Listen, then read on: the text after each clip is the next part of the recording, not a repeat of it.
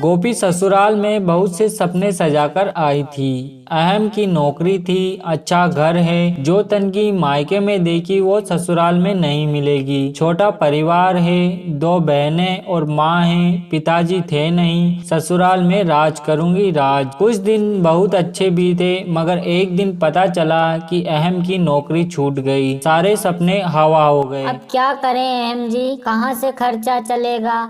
अभी तुम्हारी 2 जवान बहनें भी कुंवारी हैं, उनकी भी शादी करनी पड़ेगी। कैसे होगा सब। क्या करूं गोपी, कंपनी घाटे में चल रही थी इसलिए बंद हो गई। पर तुम चिंता मत करो, सब ठीक हो जाएगा। 2 साल बीत गए मगर अहम को कहीं काम नहीं मिला। जो जमा पूंजी थी उसे एक बहन की शादी कर दी। कुछ दिनों के बाद गोपी को एक बेटी हुई। गोपी की चिंता अब और ज्यादा बढ़ने लगी। अहम जी, अब हमारी बेटी हो गई है। अपनी इच्छाओं को तो मैं ऐसे भी मार सकती हूँ, पर बच्चों की जरूरतें तो पूरी करनी ही पड़ेगी ना।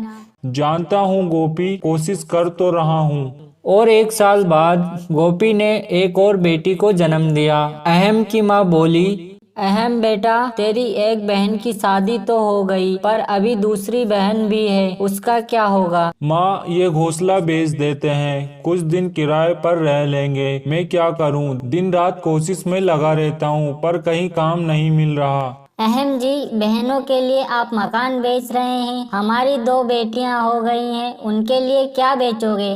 गोपी, मैं पढ़ा लिखा हूँ, तुम क्या सोचती हो कि मैं अब ठेला लगाऊंगा। ये मुझसे नहीं होगा।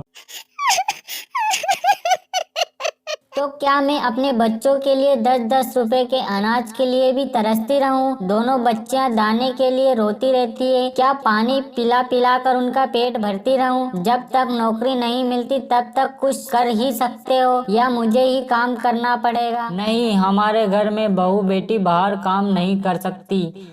गोपी बहुत दुखी रहने लगी। कुछ समय बाद घर बेचकर दूसरी बहन की शादी भी हो गई। अब तो रोज ही अहम और गोपी के बीच लड़ाई रहने लगी। एक दिन बेरोजगारी से तंग आकर अहम ने आत्महत्या कर ली। गोपी के सारे सपने टूट गए। गोपी जोर जोर से रोने लगी।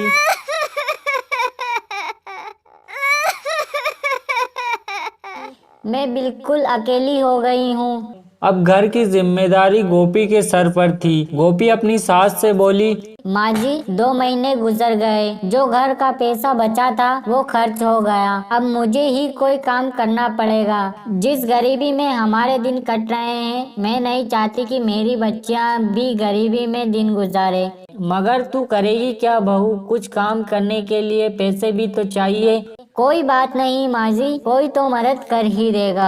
गोपी ने सब रिश्तेदारों से मदद मांगी पर किसी ने कोई मदद नहीं की। गोपी निराश हो गई और दुखी होकर रोने लगी। मैं अपनी बच्चियों को भूखा नहीं मरने दूंगी, कुछ न कुछ जरूर करूंगी, पर इतने पैसों में मैं कर भी क्या सकती हूँ। एक दिन उसे उसके ही जंगल का एक चिड़ा नैतिक मिला। वो शादी से पहले गोपी को बहुत पसंद करता था, लेकिन उससे कभी कुछ कह नहीं पाया था। अगर आपको ये कहानी अच्छी लग रही है तो इस चैनल को अभी सब्सक्राइब करें, ताकि आने वाले वीडियो सबसे पहले आपके पास पहुंच जाए। नैतिक गोपी से बोलता है, अरे गोपी, कैसी हो तुम, और यहाँ कैसे, ये क्या हाल बना रखा है तुमने अपना। नैतिक, मैं ठीक हूँ, यहाँ पास में ही मैं किराए से रहती हूँ। मगर पति तो नौकरी करते थे, फिर किराए से कैसे।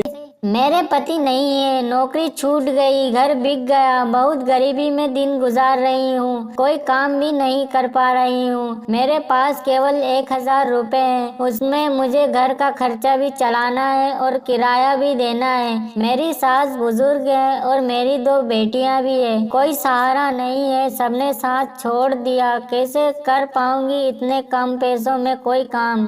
इतनी चिंता मत करो गोपी, तुम चलो मेरे साथ। नैतिक उसे अपनी चूड़ी की दुकान पर लेकर जाता है। ये मेरी ही दुकान है गोपी, फ्री में चूड़ी देकर तुम्हारे आत्मसम्मान को ठेस नहीं पहुंचाना चाहता, इसलिए ये 1000 रुपए की चूड़ियां दे रहा हूँ। बाजार में इनकी बहुत ज्यादा कीमत है, पर तुम्हें मैं आधे रेट में दे रहा हूँ, लेकिन तुम इन्हें 20 रुपए दर्जन बेचना। ये बहुत सुंदर चूड़ियां हैं, पहले कम बेचना, जैसे ही मुनाफा दिखाई दे फिर 30 रुपए दर्जन दर्जन बेचना। गोपी बहुत खुश हुई, उसकी सारी परेशानियों का हल जो मिल गया था। वो चूड़ी बेचने लगी। चूड़ी ले लो चूड़ी, रंग बिरंगी चूड़ी, चूड़ी ले लो चूड़ी। वो डाल डाल पर जाकर चूड़ी बेचने लगी। बीच बीच में आकर अपनी बेटियों को भी देख लेती थी। आसपास के पक्षी उसे गरीब समझकर मोल भाव भी नहीं करते थे। सबको उसकी चूड़ियां पसंद आने लगी और उसकी खूब बिक्री होने लगी। ऐसे ही 1 साल बीत गया। गोपी के अच्छे दिन वापस आ गए। गोपी नैतिक से कहती है,